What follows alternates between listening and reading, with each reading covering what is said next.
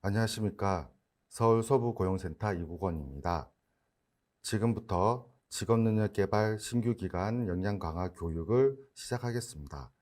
교육 내용은 국민내일병카드 운영 규정을 중심으로 설명하도록 하겠습니다. 교육 대상이 신규 기관이므로 처음 훈련 과정을 운영하는 기관들이 많을 것으로 사료됩니다. 따라서 훈련 기간은 국민내일병카드 운영 규정을 필히 숙지하셔야 하며 운영 규정이 이해가 되지 않을 시 관할 고용센터 직업능력개발팀 담당자와 상담하시기 바랍니다. 이번 교육은 시간 관계상 운영 규정 전체를 설명할 수 없으므로 훈련 과정 운영 시 필히 알아야 할 부분을 중심으로 설명하도록 하겠습니다. 그럼 이제 시작하도록 하겠습니다. 진행 순서는 1. 총칙, 2. 직업능력개발 계좌제 발급 및 지원, 3. 내일배움카드 훈련 과정의 인정 및 운영, 4.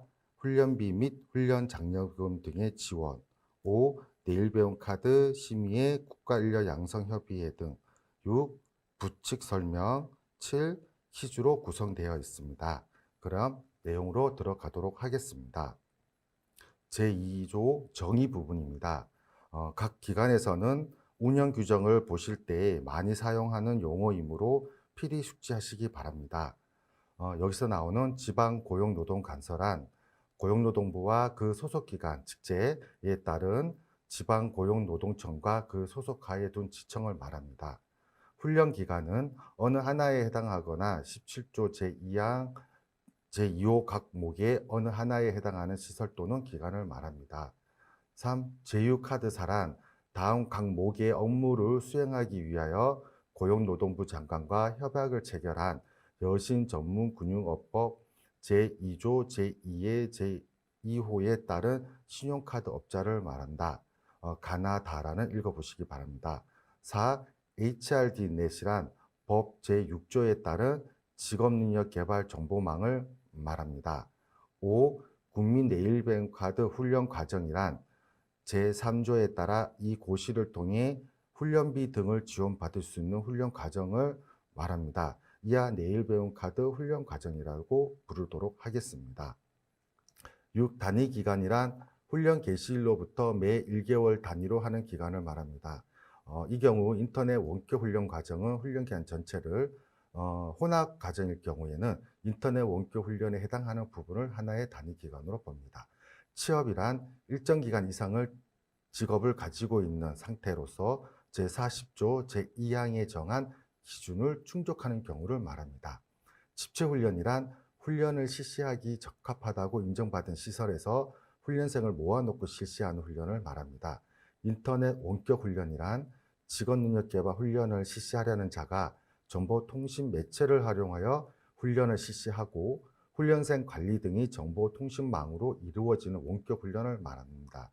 우편 원격 훈련이란 직업능력개발 훈련을 실시하려는 자가 인쇄 매체로 된 훈련 교재를 이용하여 훈련을 실시하고 훈련생 관리 등이 정보통신망으로 이루어지는 훈련을 말합니다. 스마트 훈련이란 직업능력개발 훈련을 실시하려는 자가 위치 기반 서비스, 가상현실 등 스마트 기기의 기술적 요소를 활용하거나 특성화된 교수 방법을 적용하여 원격 제어 등의 방법으로 훈련을 실시하고 훈련생 관리 등이 정보통신망으로 이루어지는 훈련을 말합니다. 혼합훈련이란 집체훈련과 인터넷 원격훈련을 병행하여 이루어지는 훈련을 말합니다. 법정직무훈련은 다른 법률이나 규정에 의해서 직무를 수행하기 위해 의무적으로 실시하는 훈련을 말합니다. 이 고시에서 규정하는 기간은 특별한 규정이 없는 한 원력상의 일수를 의미합니다.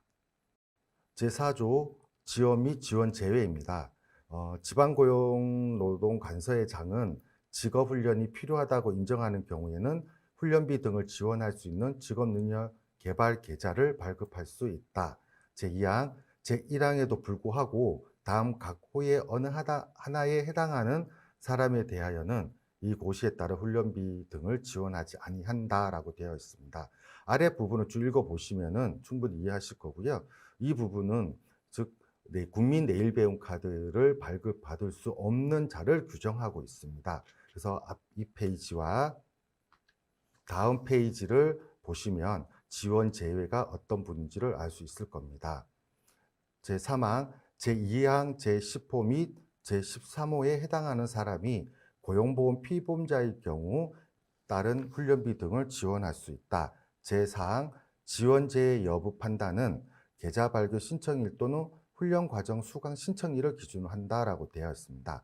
그래서 지원 제외가 되는지 판단 여부는 민원인이 계좌 발급 신청하는 일 기준으로 판단하거나 내일 배움 카드를 발급받은 이후 훈련 과정 수강 신청을 하실 때 다시 한번 지원 제외 대상 여부를 판단하도록 되어 있습니다. 제14조 계좌의 지원 한도입니다. 제7조에 따라 발급받은 계좌의 1인당 지원 한도는 300만 원으로 정한다.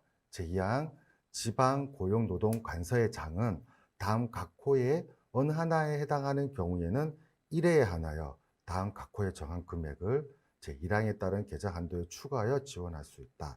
이 경우 계좌의 총 한도는 500만 원을 초과할 수 없다. 아랫부분을 보시면 기간제, 파견, 단시간, 우선지원 대상 기업에 재직 중인 피보험자, 고용위기 지역 및 특별고용지원 업종 종사자, 당해연도 기준 중위소득의 50% 초과 60% 이하인 자는 추가로 100만 원을 더 지원받을 수가 있습니다. 그리고 당해연도 기준 중위소득 50% 이하인 자는 200만 원을 지원 추가로 받을 수가 있습니다. 제2항에 따른 계좌 한도의 추가를 원하는 사람은 계좌가 소진된 후 거주지 또는 소속사업장을 관할하는 지방고용노동관서에 방문하여 별지 제11호 서식에 계좌 한도 추가 지원 신청서를 제출하시면 됩니다. 제4항, 제1항과 2항에도 불구하고 지방고용노동관서의 장은 제19조, 제1항, 제5호, 제1항목에 따른 디지털 기초 역량 훈련 과정에 참여하려는 사람에게는 1회에 한하여 50만 원을 추가 지원할 수 있다라고 되어 있습니다.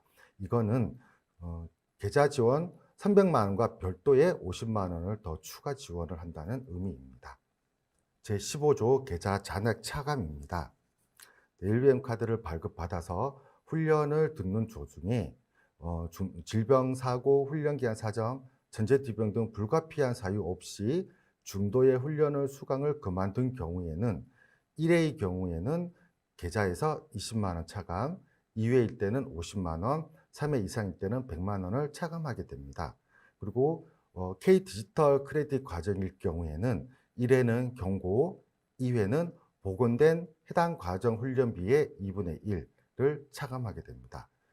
이 거짓이나 그 밖의 부정한 방법으로 출결 체크하여 제35조 제1항 제3호에 따라 제적된 경우, 이거는 부정 출결을 위해서 제적된 경우에는 통합 과정이나 K 디지털 크레딧 과정 모두 다 전액을 차감하게 됩니다. 그리고 3.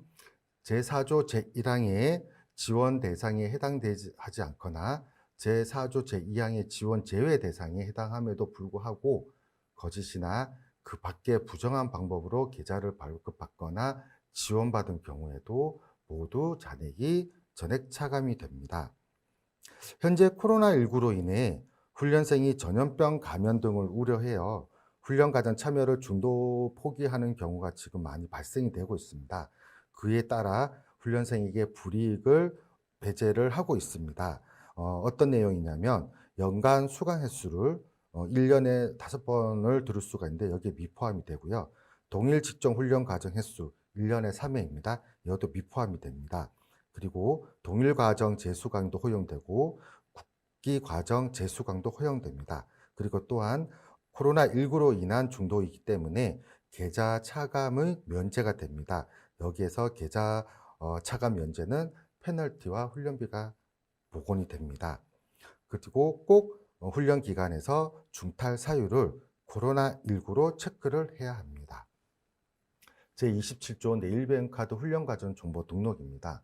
훈련 기간은 내일배움 카드 훈련 과정에 대하여 다음 각 호의 사항을 HRD넷에 입력을 하여야 합니다. 1. 개설 일정, 훈련 과정의 회차, 시간표, 주말 훈련 과정 해당 여부, 따른 급식 및 기숙사 제공 여부, 이러한 내용들을 HRD넷에 입력을 해야 됩니다. 훈련 기간은 제1항 제1호에 따른 개설 일정을 변경하려는 경우에는 훈련 개시일 3일 전까지 HRD넷에 해당 사항을 입력하고 해당 훈련 과정의 수강을 신청한 훈련생에게 그 내용을 통지를 하여야 합니다. 제28조, 제29조, 제31조 변경 인정 및 변경 신고입니다. 이 부분은 훈련 기간에서 필히 수취해야 될 사항입니다.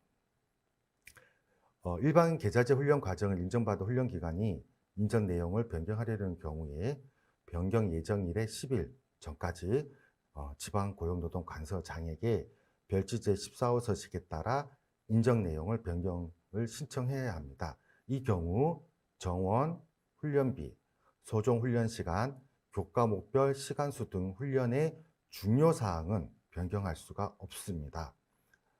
제28조에 불구하고 훈련 기간이 다음 각호 어느 하나에 해당하는 사항을 변경하려는 경우에는 해당 변경 사항을 변경 예정일 전일까지 HRD넷에 통하여 지방고용노동관서장에게 신고하면 인정 내용이 변경된 것으로 봅니다. 아래 내용 잘 읽어보시기 바랍니다. 3. 국가기관 전략산업집중훈련 위탁계약 변경은 제28조 및 29조 규정을 준용하고 있습니다. 이 경우 일반 계좌제 훈련 과정을 인정받은 훈련 기관은 국가기관 전략산업집중훈련 과정을 위탁받은 훈련 기관으로 변경 인정은 위탁계약 변경으로 각각 봅니다. 제30조 국가기관 전략산업집중훈련의 위탁입니다. 제1항 국가기관 전략산업집중훈련 과정을 인정받은 훈련 기관이 위탁계획을 체결하려고 하는 경우 위탁받으려는 훈련 과정별로 별지 제16호 서식에 국가기관 전략산업집중훈련 위탁계약 요청서를 작성해서 관할 지방노동관서장에게 훈련 개시일 14일 전까지 제출하여야 합니다. 이항 제1항에도 불구하고 2개 이상의 훈련 과정에 대한 위탁계약을 체결하려는 훈련 기간일 경우에는 가장 먼저 개시되는 훈련 과정에 훈련 개시 14일 전까지 위탁계약을 체결하려는 모든 훈련 과정에 대해서 별지 제16호 위탁계약 체결 요청서를 일괄 작성하여 제출하시면 됩니다. 제3항 지방노동관서는 장은 제1항 및 제2항에 따른 위탁계약 체결 요청을 받은 때에는 조정성을 검토해서 훈련 개시일 전일까지 고용노동부 장관이 정한 국가기관 전략산업집중훈련 위탁계약서를 작성하여 위탁계약을 체결하여야 합니다. 이 경우 위탁계약은 1년을 초과할 수 없습니다. 제32조, 제33조 훈련 과정 실시 및 수강입니다. 이거는 HRD넷 전산에 꼭 등록을 하셔야 되는 건데요.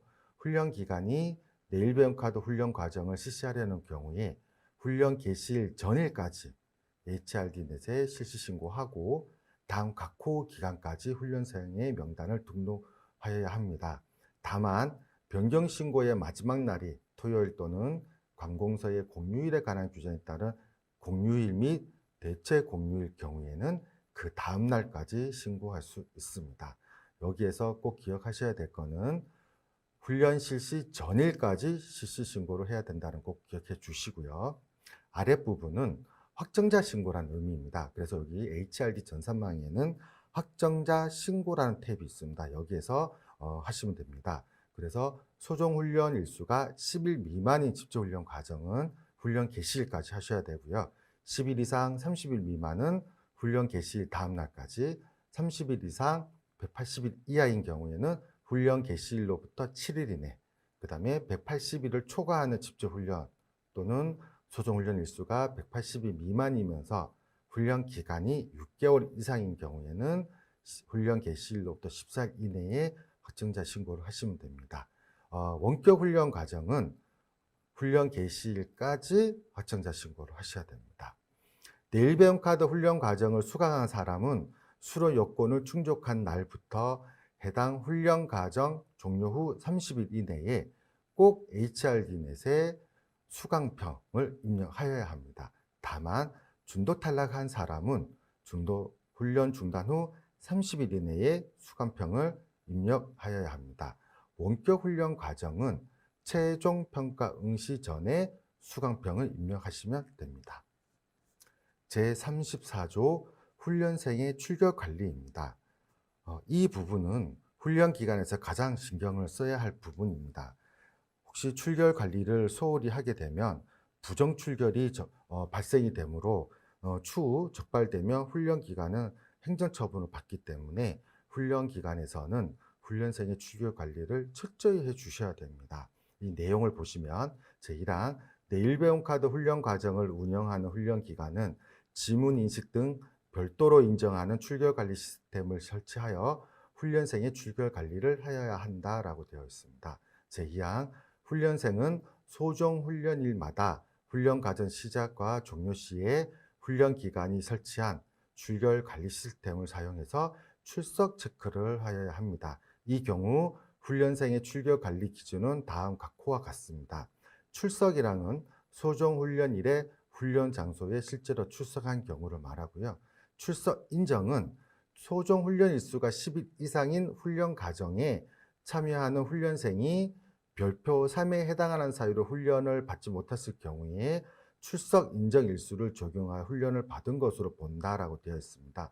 뒤편에 별표 3을 보게 되면 설명을 추후에 하도록 하겠습니다. 3. 공결입니다. 공결은 초, 중, 등 교육부 시행령에 따라 고등학교 3학년에 재학 중인 사람이 관계 법령 등에 따라 소속 학교 출석이 인정되어 훈련 과정에 출석한 것으로 인정하는 경우를 말합니다. 이 공결 부분을 인정하는 것은 일반 특화고 과정에만 적용되는 과정입니다. 일반 과정에는 적용되지 않습니다. 이 공결일 경우에는 훈련비 등 비용 지급을 위한 출석률 산정 시에는 출석으로 보지는 않습니다. 즉 결석으로 보게 됩니다. 결석은 소정훈련일에 훈련 장소에 실제 출석하지 않은 경우를 말하고요. 소정훈련일 중에 지각, 조퇴 또는 외출을 삼해한 경우에는 이를 결석한 것으로 봅니다. 제2항에 불구하고 별도로 정하는 사유에 해당하는 경우 훈련을 받지 않는 날에 대하여 출석을 인정하고요. 훈련 기간은 훈련생이 단 각 호의 사유가 발생하여 출석 체크를 할 수 없는 경우에는 해당 사유가 발생한 날의 다음 날까지 HR넷에 출석 입력 요청을 할 수가 있습니다. 이 경우에는 그 증빙을 할 수 있는 서류도 추가로 제출하셔야 됩니다. 내용을 보시기 바랍니다. 제5항 훈련 기간은 출석 입력을 요청하는 경우에는 출석 입력 요청 대장을 작성해서 갖추어 둬야 되고요. 지방노동관세에는 사실관계를 확인한 후에 처리하도록 되어 있습니다. 훈련 기간은 대리 출석 확인 또는 대리 수강, 이 부정행위가 발생하지 않도록 훈련생의 출결 관리 철저히 관리하여야 되고요. 이런 행위를 알게 된 경우에는 즉시 지방고용노동관서장에게 신고를 하셔야 합니다. 훈련생의 제적입니다. 훈련 기간은 훈련생이 다음 각호 온 하나에 해당하는 경우에는 사유 발생일에 다음 날에 제적을 하셔야 됩니다. 단위 기간 중 무단으로 결석 일수가 50% 이상인 경우, 총 결석 일수가 전체 소정 훈련 일수의 20% 이상일 경우, 훈련을 수강하지 않았음에도 불구하고 거짓으로 출석을 한 경우, 이럴 때는 다음 날로 제적을 하셔야 됩니다. 훈련 기간은 소정 훈련 일수 80% 미만을 수강한 훈련생이 수강 태도가 매우 불량해서 다른 사람에게 피해를 준다고 판단했을 때는 훈련생을 제적할 수가 있습니다. 이때는 반드시 본문의 제적은 훈련 기간이 구체적 사유를 포함하여 제적될 수 있음을 사전에 훈련생에게 서면으로 통보한 후에 그래도 수강 태도가 개선되지 않을 시의 경우에만 한합니다. 제4항 훈련 기간은 제1항부터 3항까지 규정에 대하여 훈련생에게 수강 등록 시 서면으로 필히 공지를 하셔야 됩니다. 제38조 훈련 기간의 수료 보고입니다. 훈련 기간은 훈련 종료일로부터 10일 이내에 훈련생의 수료 여부를 각 호에 따라 구분하여서 HRD에 전산으로 입력을 하셔야 됩니다. 아래 내용은 쭉 읽어보시면 충분히 이해하실 겁니다. 제2항 훈련 기간은 제1항 제2호 또는 4호에 해당할 경우에는 훈련생으로부터 그 사유를 구체적으로 확인하여 HRDN에 등록하셔야 되고요. 이 고시에 따른 수료 요건을 충족하는 경우에는 해당 훈련생에 대하여 수료증을 발급을 하셔야 됩니다. 제40조 훈련생 취업 지원 및 취업 상황 보고입니다. 훈련 기간은 실업 상태에 있는 훈련생이 수강한 훈련 과정, 직종과 관련된 분야에 취업할 수 있도록 훈련 종료일로부터 최소 6개월 동안 취업 상담이나 고용 정보 제공 및 취업 지원 등의 서비스를 제공하셔야 됩니다. 그리고 훈련 과정을 수료한 훈련생이 다음 각 호의 어느 하나에 해당하는 경우에는 취업한 것으로 봅니다. 내용 읽어보시기 바랍니다. 훈련 기간은 훈련 종료일부터 6개월 이내에 훈련생 취업 상황을 HRD에 입력하고 증빙 서류를 제출하셔야 됩니다. 다만 훈련생이 고용보험에 피보험자에 해당하는 경우에는 취업신고 생략이 가능합니다. 제46조 훈련비 지원액입니다. 내일병과도 훈련 과정 수강에 따라 지원받을 수 있는 훈련비는 계좌의 잔액 범위에서 각 호에 따른 계산식에 따라서 산정이 됩니다. 그래서 아랫부분에 보시면 집체훈련, 원격훈련, 혼합훈련 과정이 각각 구분이 되어 있습니다. 내용 보시고요. 제2항 제1항에 따라 불구하고 다음 각 호의 어느 하나에 해당하는 경우에는 계좌의 유효 기간 중 1회에 하나여 제14조에 따른 계좌 한도를 초과하여 훈련비를 전액을 지원할 수 있습니다. 다만 제1호와 제3호의 경우에는 계좌 지원 한도에서 200만 원을, 제4호의 경우에는 300만 원을 사용한 것으로 보고 있습니다. 제47조 단위기간별 훈련비 지원액입니다. 내일배움카드 훈련 과정 수강에 따라 단위기간마다 지원하는 훈련비는 다음 각 호에 따라서 산정하고 있습니다. 그래서 훈련생의 단위기간 출석률이 80% 이상인 경우에는 훈련비 전액을 지원하고요. 훈련생의 단위기간 출석률 80% 미만인 경우에는 단위기간 출석률만큼만 지원하게 됩니다. 제2항, 제1항에도 불구하고 다음 각 호에 해당하는 훈련 과정에 참여하는 훈련생 중 수료 기준을 충족하고 취업한 때에는 잔여 훈련 기간에 해당하는 훈련비의 50%를 추가를 지원하게 됩니다. 그거는 국가기관, 전략산업 직종하고 기타 별도로 정한 훈련 과정일 경우에만 한합니다. 제49조 훈련 장려금의 지원입니다.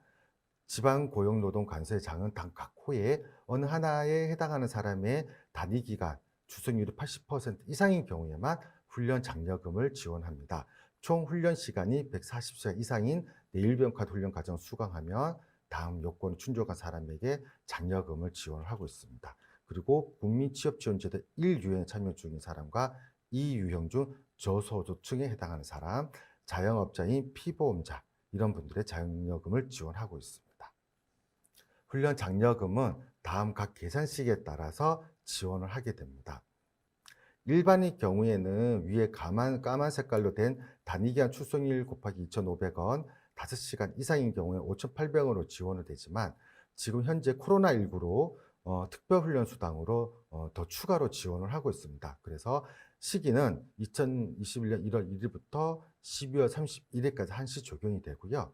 5시간 미만인 경우에는 5,000원으로, 5시간 이상인 경우에는 15,000원으로 계산을 해서 지원 한도로 지원하고 있습니다. 장려금의 감액 및 미지급입니다. 여기 내용을 보시면 다음 각 호의 정한 기준에 따라서 이러한 사람들은 미지급을 하거나 감액을 하게 됩니다. 내용을 읽어보시기 바랍니다. 제53조 훈련비 등 지급 절차입니다. 훈련 기간에서는 항상 HRD 전산 공지사항을 수시로 보시고 신청 기간 내에 필히 신청하셔야 합니다. 신청 기간 내에 신청을 하지 못할 경우에는 훈련비 및 훈련 장려금을 지급할 수 없으므로 민원의 소지가 발생될 수 있으므로 훈련 기간에서는 꼭 신청 기간에 신청하시기 바랍니다. 이 내용들은 쭉 읽어보시면 충분히 이해하실 겁니다. 내용을 꼭 보시기 바랍니다. 훈련 기간의 의무입니다. 내일배움카드 훈련 과정을 운영하는 훈련 기간은 다음 각호 사항을 대하여 조치를 하시고 훈련 기간 내부에 있는 게시판에 게시해서 훈련생에게 널리 알려야 됩니다. 내용은 어떤 내용이냐면 훈련생의 재해로부터 보호할 수 있는 대책을 수립하셔야 되고요. 시설 장비를 이용하거나 직원의 훈련을 인하여 재해를 입은 훈련생에 대하여 생명이나 신체상 손해를 배상할 수 있어야 되고요. 배상이 가능한 수준의 보험 또는 공제사업에 가입을 하셔야 됩니다. 제2항 훈련 기간은 제33조 제2항에 따른 수강평을 입력을 하는 사항에 대하여 훈련생에게 서면으로 꼭 안내를 해 주셔야 합니다. 제58조, 59조입니다. 자료 보관입니다. 훈련 기간은 내일배움카드 훈련과정 운영과 관련하여 당 각 호에 정한 자료를 5년 동안 보관을 하셔야 됩니다. 이 경우 전자정부법에 따른 전사문서 등으로 할 수가 있습니다. 제59조 회계감사 및 훈련비 반환입니다. 아래 내용을 읽어보시기 바랍니다. 별표상 출석 인정 일수입니다. 출석 인정 일수 제34조 제2항 제2호 관련입니다. 훈련이나 시험, 공민권 등을 하였을 때는 소요 시간 또는 소요 일수이고요. 질병 입원, 본인은 5일, 자녀는 1일입니다. 배우자, 본인 및 배우자의 부모가 5일이고요. 본인 및 배우자의 조부모, 배우자의 외조부모는 2일, 그다음에 자녀의 배우자는 2일, 본인 및 배우자의 형제 자매일 때는 1일입니다. 출산은 배우자 5일입니다. 또 질병, 입원, 휴가 내용을 읽어보시면 충분히 이해하실 겁니다. 단 유념하실 사항은 이 모든 일수를 산정하실 때는 출석 인주 기산일은 사유 발생일을 기준으로 하는 것을 꼭 기억하시기 바랍니다. 직종평균 취업률 및 대상에 따른 훈련비 지원율입니다. 직종평균 취업률 및 대상에 따른 훈련비 지원율 아래 표를 보시면 충분히 이해하실 겁니다. 70% 이상, 60%, 70%, 50% 이상, 60% 미만, 40% 이상, 50% 미만, 40% 미만 이렇게 정해져 있습니다. 여기 각 나와 있는 퍼센트지로 훈련비를 지원하고 있습니다. 밑에 아랫부분에 빨간색으로 지원된 부분은 코로나19로 인해서 1월 1일부터 별도 해제 시까지 더 우대해서 더 지원을 하고 있습니다. 이제까지 내용을 다 설명을 드렸습니다. 마지막으로 퀴즈입니다. 1. 일반 계제제 훈련 과정을 인정받은 훈련 기간은 인정 내용을 변경하려는 경우 변경 예정일의 7일 전까지 신청하여야 하며 이 경우 정원, 훈련비, 소정훈련 시간, 교과목별 시간수 등을 중요사항을 변경할 수 있다입니다. 정답은 틀렸습니다. 이 부분 내일배움카드 운영규정 제28조를 참고하시면 되시고요. 정답은 10일 전까지 하셔야 되고요. 중요사항은 변경할 수가 없습니다. 문제 2. 훈련 기간에서 소정훈련 일수가 30일 이상 80일 이하인 집중훈련 과정일 경우 훈련생의 명단 등록 확정자 신고 기간은 훈련 개시일부터 7일이다. 정답은 O입니다. 이거는 내일배움카드 운영규정 제32조를 참고하시기 바랍니다. 문제 3. 훈련 기간은 소정훈련 일수의 80% 미만을 수강한 훈련생의 수강 태도가 매우 불량하여 훈련 과정을 정상적으로 운영할 수 없을 시 해당 훈련생을 즉시 제적할 수 있다. 정답은 X입니다. 여기는 내일배움카드 운영규정 제35조 제2항을 보시면 되는데요.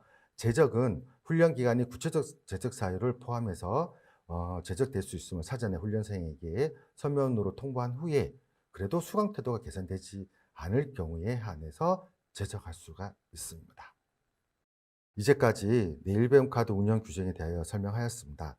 시간 관계상 전부를 설명하지 못한 점에 양해 부탁드리고요.